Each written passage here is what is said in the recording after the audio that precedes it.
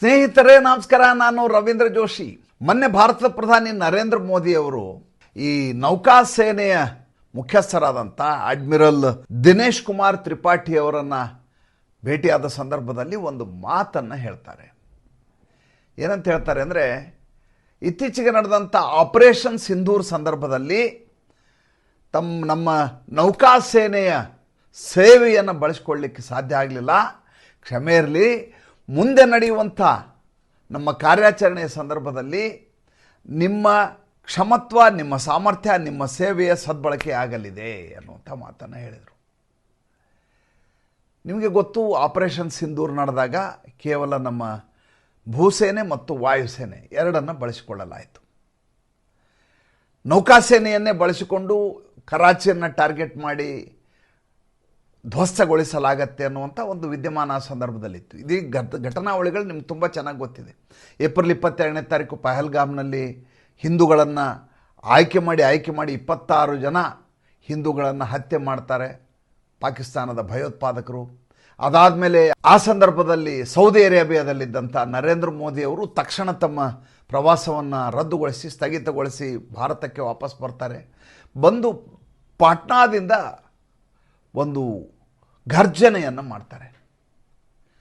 ಯಾರು ಈ ರೀತಿಯಾದಂಥ ಉಗ್ರ ಕೃತ್ಯ ನಡೆಸಿದ್ದಾರೆ ಅವರು ಮತ್ತು ಅವರ ಹಿಂದಿರುವಂಥ ಶಕ್ತಿಗಳನ್ನು ಮಿಟ್ಟಿ ಮೇ ಮಿಲಾದೂಂಗ ಅಂತ ಹೇಳ್ತಾರೆ. ಅದಾದಮೇಲೆ ಮೇ 6ರಿಂದ ಮೇ 10 ತನಕ ನಡೆದಂಥ ಆಪರೇಷನ್ ಸಿಂಧೂರ್ ಕಾರ್ಯಾಚರಣೆ ಬಗ್ಗೆ ತಮಗೆಲ್ಲ ಗೊತ್ತಿರುವಂಥ ವಿಚಾರ. ಇದಕ್ಕೆ ಪೂರ್ವಭಾವಿಯಾಗಿ ಏಪ್ರಿಲ್ 22ರ ಘಟನೆ ಆದ ಮೇಲೆ ಭಾರತದಲ್ಲಿ ನಮ್ಮ ನೌಕಾಸೇನೆಯನ್ನು ಬಳಸಿಕೊಂಡು ಅವರ ಮೇಲೆ ದಾಳಿಯನ್ನು ಮಾಡಲಾಗತ್ತೆ ಅನ್ನುವಂಥ ನಿರೀಕ್ಷೆ ಭಾಳ ದೊಡ್ಡ ಮಟ್ಟದಲ್ಲಿ ಇತ್ತು. ಏಕೆಂದರೆ ಆ ಸಂದರ್ಭದಲ್ಲಿ ಯುದ್ಧ ಕವಾಯತನ್ನು ನಮ್ಮ ನೌಕಾಪಡೆಯವರು ಮುಂಬೈ ಆಚೆ ಕರಾಚಿಯ ಮೇಲೆ ಟಾರ್ಗೆಟ್ ಮಾಡಲಿಕ್ಕೆ ಯುದ್ಧ ಕವಾಯತನ್ನು ನಡೆಸಲಿಕ್ಕೆ ಶುರು ಮಾಡಿದರು. 1971ರ ಯುದ್ಧದಲ್ಲಿ ಕೂಡ ನಾವು ಕರಾಚಿಯ ಮೇಲೆ ನೇರವಾಗಿ ಭಾರತ ದಾಳಿ ಮಾಡಿದ್ದು. ದಾಳಿ ಮಾಡಿ ಕರಾಚಿ ಪೋರ್ಟ್ ಇದೆಯಲ್ಲ, ಬಂದರು, ಆ ಬಂದರುಗೆ ಹಾಕಿದಂಥ ಮಿಸೈಲ್ಗಳಿಂದಾಗಿ ಸತತವಾಗಿ 16ರಿಂದ 17 ದಿವಸಗಳ ಕಾಲ ಅಗ್ನಿಜ್ವಾಲಿ ಊರ್ಧ್ವಮುಖಿಯಾಗಿ ಆಕಾಶದೆಡೆಗೆ ನಾಲಿಗೆಯನ್ನು ಚಾಚಿಕೊಂಡಿತ್ತು. ಇಡೀ ಸಂಪೂರ್ಣ ಅವರ ತೈಲ ಸಂಸ್ಕರಣೆ ಎಲ್ಲವೂ ಕೂಡ ಧ್ವಸ್ತ ಆಗಿ ಹೋಗಿತ್ತು. ಪಾಕಿಸ್ತಾನದ ರಾಜಧಾನಿ ಇಸ್ಲಾಮಾಬಾದ್ ಇರಬಹುದು, ಆದರೆ ಪಾಕಿಸ್ತಾನದ ಹೃದಯ ಅಂತ ಯಾವುದಾದ್ರೂ ಇದ್ದರೆ, ಅದರ ವ್ಯಾಪಾರಿ ನಗರ ಅಂತ ಯಾವುದಾದ್ರೂ ಇದ್ದರೆ ಅದು ಕರಾಚಿ. ಕರಾಚಿಗೆ ಏಟು ಬಿದ್ದರೆ ಪಾಕಿಸ್ತಾನ ತತ್ತರಗೊಂಡು ಹೋಗುತ್ತೆ ಅನ್ನುವುದು ಭಾರತಕ್ಕೆ ತುಂಬ ಚೆನ್ನಾಗಿ ಗೊತ್ತಿರುವಂಥ ವಿಚಾರ. ನೀವು ಭಾರತವನ್ನು ನೋಡಿ, ಭಾರತದ ಮೇಲೆ ಯಾವಾಗ ಈ ಉಗ್ರರು ದಾಳಿ ಮಾಡಿದ್ದಾರೋ ಅವರು ಟಾರ್ಗೆಟ್ ಮಾಡಿದ್ದು ದಿಲ್ಲಿಯ ಮೇಲೆ ಅಲ್ವೇ ಅಲ್ಲ, ಮುಂಬೈ ಮೇಲೆ ದಾಳಿ ಮಾಡಿದ್ದವರು. ಪ್ರತಿ ಬಾರಿ ಭಾಳ ದೊಡ್ಡ ಮಟ್ಟದ ಸರಣಿ ಸ್ಫೋಟಗಳಾಗಿದ್ದು ಮುಂಬೈನಲ್ಲಿ. 2 ಬಾರಿ ಭಾಳ ದೊಡ್ಡ ಮಟ್ಟದ ದಾಳಿಗಳನ್ನು ಮುಂಬೈ ಮೇಲೆ ಮಾಡಿದರು. ಯಾಕೆಂದರೆ ಮುಂಬೈನಲ್ಲಿ ಸ್ಟಾಕ್ ಎಕ್ಸ್ಚೇಂಜ್ ಇದೆ, ಮುಂಬೈನಲ್ಲಿ ಆಗರ್ಭ ಶ್ರೀಮಂತರಿರುವಂಥ ನಾಡು, ಮುಂಬೈನಲ್ಲಿ ಕಾರ್ಖಾನೆಗಳಿದ್ದಾವೆ. ಇಡೀ ಭಾರತ ದೇಶದ ಆರ್ಥಿಕತೆ ಪರಿಪಕ್ವಗೊಳ್ಳುವುದು, ಅದು ದ್ವಿಗುಣಗೊಳ್ಳುವುದು, ಭಾರತ ಆರ್ಥಿಕತೆ ನಿರ್ಭರಗೊಳ್ಳುವುದು ಮುಂಬೈ ಎನ್ನುವಂಥ ನಗರದ ಮೇಲೆ.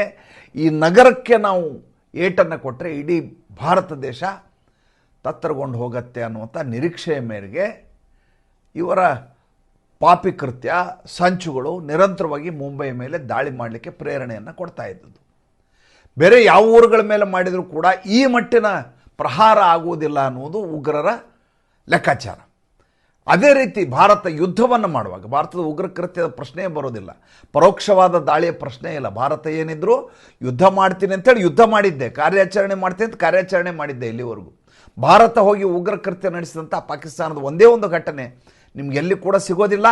ಆ ರೀತಿಯಾದಂಥ ದಾಖಲೆಗಳನ್ನು, ಸಾಕ್ಷ್ಯಾಧಾರಗಳನ್ನು ಇಲ್ಲಿವರೆಗೂ ಪಾಕಿಸ್ತಾನ ಯುನೈಟೆಡ್ ನೇಷನ್ಸ್ ಮುಂದೆ ಕೊಡಲಿಕ್ಕೆ ಸಾಧ್ಯವೇ ಆಗಿಲ್ಲ.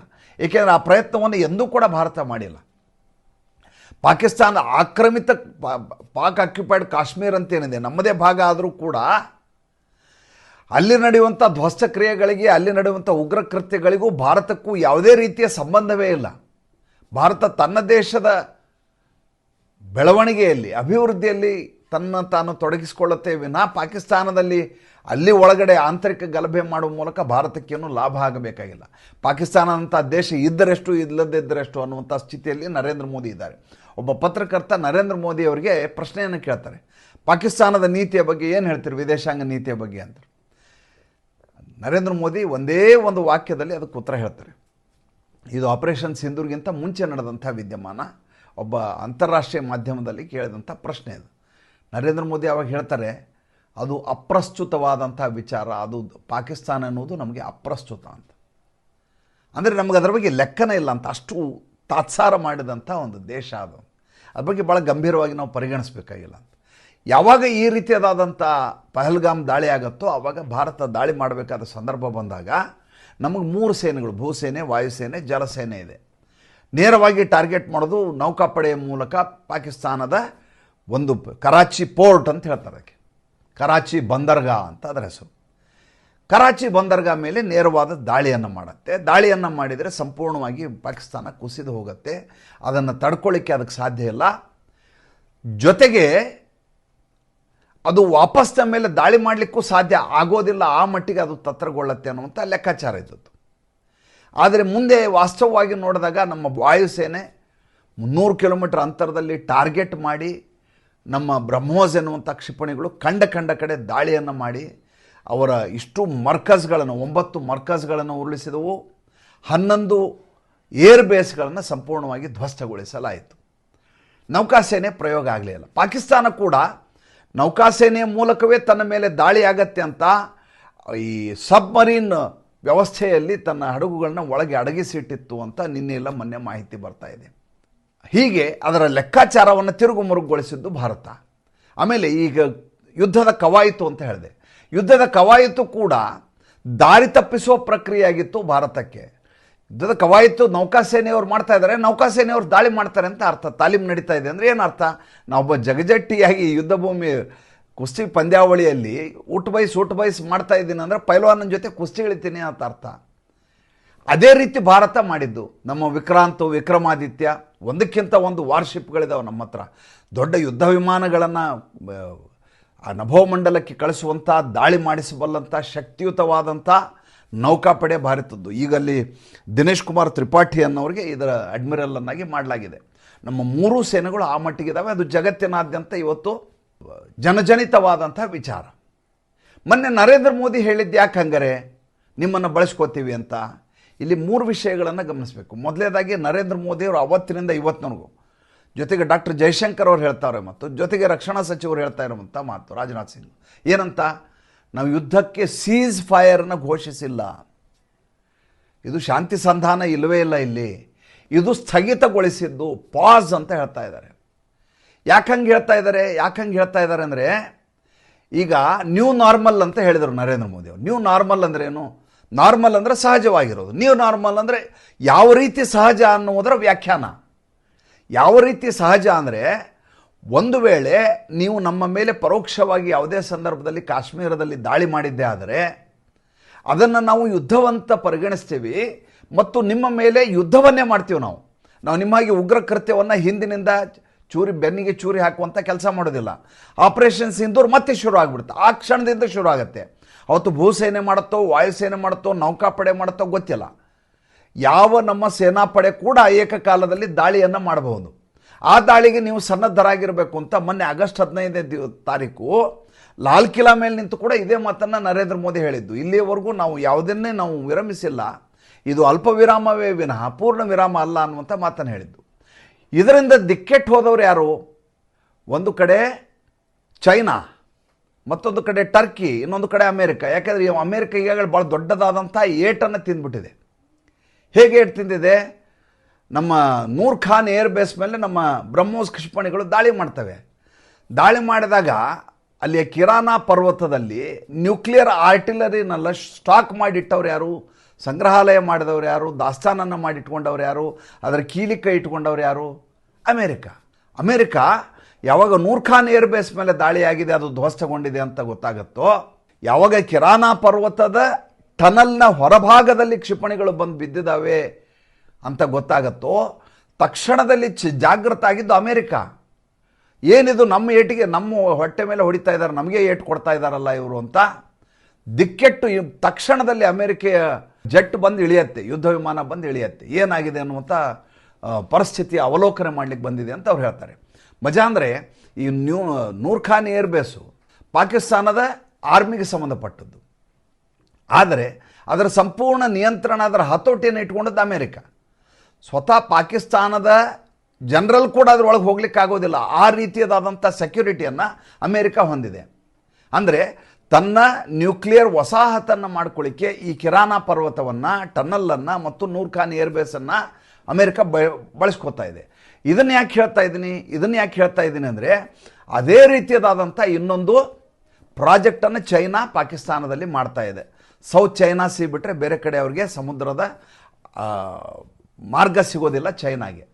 ಹೀಗಾಗಿ ಅವರು ಗ್ವಾದರ್ ಪೋರ್ಟ್ ಅಂತ ಒಂದು ದೊಡ್ಡದಾದಂಥ ಪೋರ್ಟ್ಲ್ಯಾಂಡನ್ನು ಮಾಡ್ತಾ ಇದ್ದಾರೆ, ಒಂದು ಬಂದರನ್ನು ನಿರ್ಮಿಸ್ತಾ ಇದ್ದಾರೆ. ಸಿಪೆಕ್ ಅನ್ನುವಂಥ ಅವ್ರದ್ದೊಂದು ಪ್ರಾಜೆಕ್ಟ್ ಇದೆ, ನಿಮ್ಗೆ ಗೊತ್ತಿರುವಂಥ ವಿಚಾರ. ತನ್ನ ಅತ್ಯಂತ ಮಹತ್ವಾಕಾಂಕ್ಷಿ ಯೋಜನೆ ಇದು ಚೈನಾದ್ದು.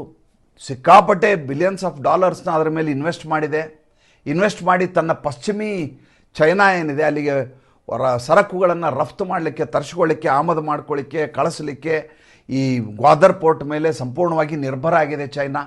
ಅಪ್ಪಿತಪ್ಪಿ ಏನಾದರೂ ಭಾರತದ ಜೊತೆ ಸಂಬಂಧ ಸರಿ ಹೋಗದೆ ಹೋದರೆ, ಈಗ ವಾಂಗಿ ಬಂದು ಇಳಿದಿದ್ದಾರಪ್ಪ. ವಾಂಗಿ ಅಂತ ಹೆಸರು ಹೆಂಗೆ ನೆನ್ಪಿಡ್ಬೇಕು ಅಂದ್ರೆ ವಾಂಗಿ ಭಾತ್ ಅಂತ ನೆನ್ಪಿಟ್ಬಿಟ್ರೆ ಆತನ ಹೆಸರು ನೆನಪಾಗತ್ತೆ. ಇವ್ರು ಯಾರ ಹೆಸರೇ ನೆನ್ಪಿಡೋದಲ್ಲ ಚೈನಾದಲ್ಲಿ. ಈ ವಾಂಗಿ ಅನ್ನೋದು ವಿದೇಶಾಂಗ ಸಚಿವ, ಚೈನಾದಿಂದ ಭಾರತಕ್ಕೆ ಬಂದಿಳಿದು ಭಾರತ ಜೊತೆ ಜಂಟಿ ಸಮಾಲೋಚನೆ ಆಗಿದೆ. ನಮ್ಗೆ ಏನೇನು ಬೇಕೋ ಎಲ್ಲ ಕೊಡ್ತೀನಿ ಅಂತ ಒಪ್ಕೊಂಡಿದ್ದಾರೆ. ಅದನ್ನು ಮುಂದಿನ ಸಂಚಿಕೆಯಲ್ಲಿ ಹೇಳ್ತಾ ಇದ್ದೀನಿ, ಎಷ್ಟು ಅದ್ಭುತವಾದಂಥ ಜಿಯೋ ಪೊಲಿಟಿಕಲ್ ಡೆವಲಪ್ಮೆಂಟ್ ಆಗಿದೆ ಅಂತ ನಿಮ್ಗೆ ಹೇಳ್ತೇನೆ. ಚೈನಾ ಹೇಗೆ ಇದ್ದಕ್ಕಿದ್ದ ಹಾಗೆ ಸ್ನೇಹಮಯಿ ರಾಷ್ಟ್ರ ಆಗೋಯ್ತು. ಮೊನ್ನೆವರೆಗೂ ಪಾಕಿಸ್ತಾನಕ್ಕೆ ಪರೋಕ್ಷವಾಗಿ ಯುದ್ಧದ ಸಂದರ್ಭದಲ್ಲಿ ಸಹಾಯ ಮಾಡಿದ ರಾಷ್ಟ್ರ ಈಗ ಅಷ್ಟೇ ಅಲ್ಲ, ನಮ್ಮ ಮೇಲೆ ನಿಷೇಧ ಹೇರಿದ ರಾಷ್ಟ್ರ, ನಮಗೆ ಯುರೇನಿಯಂ ಉತ್ಪನ್ನಗಳನ್ನು ಕಳಿಸೋದಿಲ್ಲ ಅಂತ ಹೇಳಿದ ರಾಷ್ಟ್ರ, ಅಗ್ರಿಕಲ್ಚರ್ ಬುಲ್ಡೋಸರ್ಗಳನ್ನ ಕಳಿಸೋದಿಲ್ಲ ಅಂತ, ಬೋರಿಂಗ್ ಇಕ್ವಿಪ್ಮೆಂಟ್ ಕಳಿಸೋದಿಲ್ಲ ಅಂತ ಹೇಳಿದ ರಾಷ್ಟ್ರ, ಇದ್ದಕ್ಕಿದ್ದ ಸ್ನೇಹಮಯಿಯಾಗಿ ಭಾರತಕ್ಕೆ ಎಲ್ಲದಕ್ಕೂ ಒಪ್ಕೋತಾ ಇರೋದು ಯಾಕೆ? ಅಗೇನ್ ಈ ಯುದ್ಧವನ್ನು ನೋಡ್ಕೋಬೇಕು. ಆಪರೇಷನ್ ಸಿಂಧೂರ್ನ ಯಶಸ್ಸು ಕಲವಿಲಗೊಳಿಸಿರುವುದು ಅಮೆರಿಕವನ್ನು ಮಾತ್ರ ಅಲ್ಲ, ಚೈನಾವನ್ನು ಕೂಡ. ಚೈನಾಗೆ ಭಯ ಏನು? ಭಾರತ ಪಾಕಿಸ್ತಾನದ ಮೇಲೆ ದಾಳಿ ಮಾಡಿದ ಸಂದರ್ಭದಲ್ಲಿ ಗ್ವಾದರ್ ಪೋರ್ಟ್ ಮೇಲೆ ದಾಳಿ ಆದರೆ ನಷ್ಟ ಆಗೋದು ಪಾಕಿಸ್ತಾನಕ್ಕೆ ಏನೂ ಇಲ್ಲವೇ ಇಲ್ಲ, ನಷ್ಟ ಆಗೋದು ಚೈನಾಗೆ. ಚೈನಾದ ಅತ್ಯಂತ ಮಹತ್ವಾಕಾಂಕ್ಷಿ ಯೋಜನೆ. ಭಾರತ ಹೇಳುತ್ತೆ, ನಾನು ನಿನ್ನ ಮೇಲೆ ಎಲ್ಲಿ ದಾಳಿ ಮಾಡಿದ್ದೀನಿ, ಚೈನಾ ಮೇಲೆ ನಾ ದಾಳಿ ಮಾಡಿದ್ದು ಪಾಕಿಸ್ತಾನದ ಮೇಲೆ ಅಂತ ಹೇಳುತ್ತೆ. ಅಲ್ಲೇನಾಗಿದೆ, ಇನ್ನೊಂದು ವಿಶೇಷ ಇದೆ, ಅಲ್ಲಿ ಜಿಯೋಗ್ರಫಿಕಲಿ ಅರ್ಥ ಮಾಡ್ಕೋಬೇಕಿನ್ನ. ಅಲ್ಲಿ ಬಲೂಚ್ ಲಿಬರೇಷನ್ ಆರ್ಮಿ ಅಂತ ಇದೆ, ಅದೊಂದಿದೆ. ಖೈಬರ್ ಪಖ್ತೂನ್ಖ್ವಾ ಅಂತ ಇನ್ನೊಂದು ಕಡೆ ಇದೆ. ಈ ಬಲೂಚ್ ಲಿಬರೇಷನ್ ಆರ್ಮಿಯವರು ಭಾರತದ ಮಾತನ್ನು ಕೇಳುವಂಥ ಜನ. ಅವರು ಭಾರತ ಜೊತೆ ತಮ್ಮನ್ನು ಗುರುತಿಸಬೇಕು ಅಂತ ಇನ್ನಿಲ್ಲದ ಹಾಗೆ ಅವರ ನಾಯಕರು ಮಾತುಕತೆಯನ್ನು ನಡೆಸ್ತಾನೆ ಇರ್ತಾರೆ. ಭಾರತ ಅಂತರವನ್ನು ಕಾಯ್ದುಕೊಂಡಿದೆ. ಆಪರೇಷನ್ ಸಿಂಧೂರ ಸಂದರ್ಭದಲ್ಲಿಯೇ ಈ ಬಲೂಚ್ ಲಿಬರೇಷನ್ ಆರ್ಮಿ ಮೂಲಕ ಬಲೂಚಿಸ್ತಾನ್ ಅನ್ನುವಂಥ ರಾಷ್ಟ್ರ ನಿರ್ಮಾಣ ಆಗಿಬಿಡುತ್ತೆ ಅನ್ನುವಂಥ ಒಂದು ದೊಡ್ಡದಾದಂಥ ಸುದ್ದಿ ಎಲ್ಲ ಕಡೆ ಹರಡ್ತಾ ಇತ್ತು. ದಿಢೀರಂತ ನಾವು ಆಪರೇಷನ್ ಸಿಂಧೂರ್ ನಿಲ್ಲಿಸಿದ್ರಿಂದಾಗಿ ಅದು ಅಲ್ಲಿಗೆ ಕಡಿತಗೊಂಡಿತು. ಈ ಗ್ವಾದರ್ ಪೋರ್ಟು ಮತ್ತು ಈ ಸಿಪೆಕ್ ಪ್ರಾಜೆಕ್ಟ್ ಏನಿದೆಯಲ್ಲ, ಇದನ್ನು ಸಂಪೂರ್ಣವಾಗಿ ಧ್ವಂಸಗೊಳಿಸ್ತಾ ಇರೋರು, ಅಲ್ಲಿಯ ಕಾರ್ಮಿಕರಿಗೆ ತೊಂದರೆ ಕೊಡ್ತಾ ಇರೋರು ಬಲೂಚ್ ಲಿಬರೇಷನ್ ಆರ್ಮಿಯವರು. ಬಲೂಚ್ ಲಿಬರೇಷನ್ ಆರ್ಮಿಯವರು ಯಾರ ಮಾತು ಕೇಳ್ತಾರೆ? ಭಾರತದ ಮಾತನ್ನು ಕೇಳ್ತಾರೆ. ಭಾರತ ಸುಮ್ಮನಿರೋ ಅಂದರೆ ಸುಮ್ಮನೆ ಇದ್ಬಿಡುವಂಥ ಸ್ಥಿತಿಯಲ್ಲಿ ಅವರಿದ್ದಾರೆ. ಈಗ ಭಾರತ ಏನಾದರೂ ಕರಾಚಿ ಪೋರ್ಟ್ ಮೇಲೆ ದಾಳಿ ಮಾಡಿದರೆ, ಕರಾಚಿಯ ಸಂಪೂರ್ಣವಾಗಿ ಅವರ ಪೋರ್ಟ್ ಏನಿದೆ, ಅವರ ಬಂದರ್ಗಾಹ ಏನಿದೆ, ಅವರ ಬಂದರು ಏನಿದೆ, ಸಂಪೂರ್ಣ ಹಾಳಾಗಿ ಹೋಗ್ಬಿಡ್ತದೆ. ಆವಾಗ ನಿರ್ಭರಗೊಳ್ಬೇಕಾಗಿದ್ದು ಯಾವುದರ ಮೇಲೆ? ಪಾಕಿಸ್ತಾನ, ಚೈನಾ ಮೇಲೆ ನಿರ್ಭರಗೊಳ್ಳಬೇಕು. ಯಾಕಂದರೆ ಅವರ ಪೋರ್ಟಲ್ಲಿ ಇನ್ನೊಂದು ಬಂದರ್ಗಾಹ ರೆಡಿಯಾಗಿದೆ, ಗ್ವಾದರ್ ಪೋರ್ಟ್ ಅಂತ ಹೆಸರದು. ಕರಾಚಿ ಪೋರ್ಟ್ ಪೂರ್ತಿ ಹಾಳಾದರೆ ಈ ಗ್ವಾದರ್ ಮೇಲೆ ನಿರ್ಭರ ಆಗಬೇಕಾಗತ್ತೆ. ಒಂದು ವೇಳೆ ಭಾರತ ದಾಳಿ ಮಾಡುವಾಗ ಅಪ್ಪಿತಪ್ಪಿ ಗ್ವಾದರ್ ಪೋರ್ಟಿಗೆ ಏಟಾಗಿಬಿಟ್ರೆ ಚೈನಾ ನುಕ್ಸಾನ ಅನ್ಸುತ್ತೆ. ಹೀಗಾಗಿ ಅತ್ಯಂತ ಸೂಕ್ಷ್ಮವಾಗಿ ಹೇಗಾದರೂ ಮಾಡಿ ಭಾರತದ ಜೊತೆ ತನ್ನ ಸ್ನೇಹವನ್ನು ಇಟ್ಕೋಬೇಕು ಅಂತ ಚೈನಾ ಪ್ರಯತ್ನ ಮಾಡ್ತಾ ಇದೆ. ಈ ಕಡೆ ಪಾಕಿಸ್ತಾನ ಎಲ್ಲಿ ಭಾರತದ ನೌಕಾಪಡೆಗಳು ನಮ್ಮ ಮೇಲೆ ದಾಳಿ ಮಾಡ್ತಾವಂತ ಅಂಡರ್ ಸಿ ಹೋಗಿ ಸಬ್ಮರೀನ್ ಮೂಲಕ ಒಳಗಡೆ ಅಡಗಿ ಕೂತಿದ್ವು ಅನ್ನೋ ಮಾಹಿತಿಯನ್ನು ಪಾಕಿಸ್ತಾನವೇ ಹೇಳ್ತಾ ಇದೆ. ಒಂದು ಆಪರೇಷನ್ ಸಿಂಧೂರ್ ಹಿಂದೆ ಎಷ್ಟು ಸೂಕ್ಷ್ಮತಮ ವಿಚಾರಗಳಿದ್ದಾವೆ, ಭಾಳಷ್ಟು ಜನರಿಗೆ ಇದು ಅರ್ಥನೇ ಆಗೋದಿಲ್ಲ. ಕಾಂಗ್ರೆಸ್ ಬಂದು ರಾಹುಲ್ ಗಾಂಧಿ ಬಂದು ಕೇಳ್ತಾರೆ, ಆಪರೇಷನ್ ಸಿಂಧೂರ್ ಯಾಕೆ ನಿಲ್ಲಿಸಿದ್ರಿ? ಪಾಕ್ ಆಕ್ಯುಪೈಡ್ ಕಾಶ್ಮೀರ ವಶಪಡಿಸ್ಕೋಬೇಕಾಗಿತ್ತಲ್ಲ, ಇದ್ದಕ್ಕಿದ್ದ ಹಾಗೆ ನಮ್ಮ ಸೇನೆಯನ್ನು ಕಟ್ಟಿ ಹಾಕಿಬಿಟ್ರಿ, ಅವರು ಪರಾಕ್ರಮಿಗಳು ಇದ್ದರು, ಅವ್ರು ಹೋಗಿ ಯುದ್ಧ ಮಾಡಿ ಗೆದ್ಕೊಂಬರ್ತಿದ್ರು. ಸ್ವಾಮಿ, ಪಾಕ್ ಆಕ್ಯುಪೈಡ್ ಕಾಶ್ಮೀರನ್ನು ಕೊಟ್ಟವ್ರು ಯಾರು? ನರೇಂದ್ರ ಮೋದಿನ, NDA ಸರ್ಕಾರನ, BJPನ? ನೀವೇ ತಾನೇ ಕೊಟ್ಟವರು. ಈಗ ಅದನ್ನು ವಾಪಸ್ ತಗೊಳ್ಳಿ ಅಂತ ನಮ್ಮ ಮೇಲೆ ಭಾರ ಹೇರ್ತಾ ಇದ್ರಿ. ಸಾಲ ಮಾಡಿದವ್ರು ನೀವು, ಬಡ್ಡಿ ನಾವು ಕಟ್ಟಬೇಕಾ? ಈ ಪ್ರಶ್ನೆಯನ್ನು ಕೇಳಬೇಕು. ಯಾವ ಸಂದರ್ಭದಲ್ಲಿ ಯಾವುದನ್ನು ಮಾಡಬೇಕು ಅನ್ನೋದು ಸರ್ಕಾರಕ್ಕೆ ತುಂಬ ಚೆನ್ನಾಗಿ ಗೊತ್ತಿರುತ್ತೆ. ನರೇಂದ್ರ ಮೋದಿ ಅವರಿಗೆ ಉದ್ದೇಶ ಇದ್ದದ್ದು ಪಾಕ್ ಆಕ್ಯುಪೈಡ್ ಕಾಶ್ಮೀರನ ವಶಪಡಿಸ್ಕೊಳ್ಳೋದಾಗಿರಲಿಲ್ಲ, ಪಾಕಿಸ್ತಾನವನ್ನು ಸೋಲಿಸುವುದಾಗಿರಲಿಲ್ಲ. ಅವರು ಉಗ್ರ ಕೃತ್ಯ ಮಾಡುವಂಥ ಬಂಕರ್ಗಳೇನಿದ್ದಾವೆ, ಅವರ ಸ್ಥಾವರಗಳೇನಿದ್ದಾವೆ, ಅದನ್ನು ನಾಶಪಡಿಸಬೇಕಾಗಿತ್ತು. ಜಗತ್ತಿಗೆ ತನ್ನ ಶಕ್ತಿಯನ್ನು ಭಾರತ ತೋರಿಸಬೇಕಾಗಿತ್ತು. ಆ ಕೆಲಸವನ್ನು ಅತ್ಯಂತ ನಿಷ್ಠೆಯಿಂದ ನಮ್ಮ ಸೈನ್ಯ ಮಾಡಿದೆ. ಮತ್ತು ಮುಂದಿನ ಸಂಚಿಕೆಯಲ್ಲಿ ಹೊಸ ವಿಷಯದೊಂದಿಗೆ ಬರ್ತೀನಿ. ಈ ಸಂಚಿಕೆ ಹೇಗೆ ಅನ್ನಿಸ್ತು ದಯವಿಟ್ಟು ತಿಳಿಸಿ. ಯಾಕೆಂದರೆ ಭಾಳಷ್ಟು ಸಲ ನಮ್ಮ ಜಿಯೋ ಪೊಲಿಟಿಕಲ್ ಇಶ್ಯೂಗಳ ಬಗ್ಗೆ ನಮ್ಮ ಸಾಮಾಜಿಕ ಪರಿವಾರ ಸದಸ್ಯರು ಆಸಕ್ತಿಯನ್ನು ತೋರಿಸೋದಿಲ್ಲ. ನಮ್ಮ ಎನಾಲಿಟಿಕ್ಸ್ ಹೇಳುತ್ತೆ, ಎನಾಲಿಟಿಕ್ಸ್ ಅಂತ ಬರ್ತದೆ ಅದರಲ್ಲಿ, ಯಾರು ನಿಮ್ಮ ವಿಡಿಯೋ ನೋಡ್ತಾರೆ, ಯಾವ ವಯೋಮಾನದವರು ನೋಡ್ತಾರೆ, ಲಿಂಗವನ್ನು ಕೂಡ ಹೇಳ್ತಾರೆ. ಪುರುಷರು ಎಷ್ಟು ಜನ ನೋಡ್ತಾರೆ, ಮಹಿಳೆಯರು ಎಷ್ಟು ಜನ ನೋಡ್ತಾರೆ, ಭಾರತದಲ್ಲಿ ಎಷ್ಟು ಜನ ನೋಡ್ತಾರೆ, ವಿದೇಶದಲ್ಲಿ ಎಷ್ಟು ಜನ ನೋಡ್ತಾರೆ, ಎಲ್ಲವನ್ನು ಕೊಡ್ತದೆ. ಯಾವ ಟೈಮ್ನಲ್ಲಿ ನೋಡ್ತಾರೆ ಅಂತ ಕೂಡ ಹೇಳುತ್ತೆ. ಬೆಳಗ್ಗೆ 11 ಗಂಟೆ ನಂತರ ನೀವು ವಿಡಿಯೋ ಹಾಕಿ ಅಂತ ನಮಗೆ ಅನಾಲಿಟಿಕ್ಸ್ ಹೇಳಿತ್ತು. ಆದರೆ ನಮ್ಮ ಸಾಮಾಜಿಕ ಪರಿವಾರದ ಸದಸ್ಯರ ನಿರಂತರ ಒತ್ತಡ, ಆ ಒತ್ತಡಕ್ಕೆ ನಾನು ಮಣಿಯಲೇಬೇಕು. ಏಕೆಂದರೆ ಚಾನಲ್ ನಿಮ್ಮದಾಗಿರೋದ್ರಿಂದ ನನ್ನ ಹತೋಟಿಯನ್ನು ಮೀರಿದ್ದದು. ಇದು ನಿಮ್ಮ ಮಧ್ಯೆ ಇರುವಂಥ ಅನುಸಂಧಾನ. ಇದು ಅದನ್ನು ನಾನು ಮೀರಿ ನಡ್ಕೊಳ್ಳಿಕ್ಕೆ ನನಗೆ ಆಗೋದೇ ಇಲ್ಲ. ನಾನು ನಿಮ್ಮ ಎದುರಿಗೆ ಯಾವತ್ತಿದ್ರೂ ನೀವು ಹೇಳ್ದಾಗ ಕೇಳ್ಕೊಂಡ್ರು ಅಡಿಯಾಳೆ ಯಾವತ್ತೂ ಮರಿಬೇಡಿ ಅಂತ ಎಲ್ಲರೂ ಹೇಳಿರೋದ್ರಿಂದ ನಿನ್ನೆ ನಿರಂತರವಾದ ಪ್ರತಿಕ್ರಿಯೆಗಳು ನನಗೆ ಆಶ್ಚರ್ಯ ಆಗೋಯ್ತು. ಇಷ್ಟು ಜನ ರಿಯಾಕ್ಟ್ ಮಾಡ್ತಾರೆ ಅಂತ ನಾನು ಕಲ್ಪನೆ ಕೂಡ ಮಾಡಿರಲಿಲ್ಲ ರೀ. ಎಷ್ಟೋ ಜನ 7 ಗಂಟೆಗಿಂತ ತಡ ಹಾಕಿ ನಮ್ಗೆ ತಡ್ಕೊಳ್ಳಿಕ್ಕಾಗೋದಿಲ್ಲ ರೀ. ಟೀ ಕುಡಿಯುವಾಗ ನಿಮ್ಮದು ವಿಡಿಯೋ ಇರಬೇಕು, ನಮಗೆ ಅದು ಕೇಳಿಸ್ಕೊಂಡೇ ನಮ್ಮ ಜೀವನ ಶುರು ಆಗಬೇಕು ಅಂತ ಭಾಳ ಜನ ಒತ್ತಡ. ಒಂದಷ್ಟು ಜನ 9 ಗಂಟೆ ಮೇಲೆ ಹಾಕಿ ನಿಮ್ಮ ಅನುಕೂಲ ನೋಡ್ಕೊಂಡು ಹಾಕಿ ತೊಂದರೆ ಮಾಡ್ಕೋಬೇಡಿ ಅಂತ ಒಂದಷ್ಟು ಜನ ಕಳಕಳಿ ಕಾಳಜಿ ತೋರಿಸಿದರು. ಕೊನೆಗೆ ಈಗ 8:00 ಬೆಳಗಿನ ಸಂಚಿಕೆ ಇನ್ನು ಮುಂದೆ ಬರುತ್ತೆ. ಬೆಳಗ್ಗೆ 8:30, ಮಧ್ಯಾಹ್ನ 2, ಸಂಜೆ 6, ರಾತ್ರಿ 9. 9 ಗಂಟೆ ಮಿಸ್ ಆಗುವ ಸಾಧ್ಯತೆ ಇರ್ತದೆ. ವಿಶೇಷಗಳಿಲ್ಲ ಅಂದರೆ ಹಾಕಲ್ಲ. ಬೆಳಗ್ಗೆ 8:30, 2, 6 ಅಂತೂ ಖಚಿತವಾಗಿ ಬಂದೇ ಬರುತ್ತೆ. ಇದಲ್ಲದೆ ಐ ಎಮ್ ಜೋಶಿ ಅನ್ನುವಂಥ ನಮ್ಮ ಇನ್ನೊಂದು ಚಾನಲ್ ಇದೆ. ಎಲ್ಲ ರಾಜಕೀಯವನ್ನು ಹೊರತುಪಡಿಸಿ ಬದುಕಿನ ಬಗ್ಗೆ ಮಾತಾಡ್ತಾ ಇದ್ದೀನಿ. ಐ ಎಮ್ ಜೋಶಿ ಅಂತ ಚಾನಲ್ ಹೆಸರು. ಸಾಧ್ಯ ಆದರೆ ಸಬ್ಸ್ಕ್ರೈಬ್ ಮಾಡಿ. ಸಂಪೂರ್ಣವಾಗಿ ವಿಭಿನ್ನವಾಗಿ ಆಲೋಚನೆ ಮಾಡ್ತಾ ಇರುವಂಥ ಚಾನಲ್ ಅದು. ವಾರದಲ್ಲಿ 1-2 ವಿಡಿಯೋಗಳು ಮಾತ್ರ ಬರ್ತವೆ. ನನ್ನ ಸಂಪೂರ್ಣ ಕೇಂದ್ರೀಕೃತ ವಿಷಯ ಭಾರತದ ರಾಜಕೀಯ, ರಾಷ್ಟ್ರ ಪ್ರಜ್ಞೆ, ಅಂತಾರಾಷ್ಟ್ರೀಯ ವಿದ್ಯಮಾನಗಳು. ಈ ಸಂಚಿಕೆ ಹೇಗೆ ಅನ್ನಿಸ್ತು ದಯವಿಟ್ಟು ತಿಳಿಸಿ. ತಮ್ಮ ಅಭಿಪ್ರಾಯ ಭಾಳ ಮುಖ್ಯವಾದದ್ದು. ತಾವು ಏನು ಹೇಳ್ತೀರ ಅದರ ಮೂಲಕ ಚಾನಲ್ ನಡೆಯುತ್ತೆ. ನಿಮ್ಮ ಧ್ವನಿಯಾಗಿ ನಾನು ನಿರಂತರವಾಗಿರ್ತೇನೆ. ಸಂಚಿಕೆ ಇಷ್ಟ ಆದರೆ ಎಲ್ಲ ಶೇರ್ ಮಾಡಿ. ನಮ್ಮ ಮುಕ್ತ ಪತ್ರಿಕೋದ್ಯಮಕ್ಕೆ ಆರ್ಥಿಕವಾಗಿ ಬೆಂಗಾವಲಾಗಿ ನಮಸ್ಕಾರ.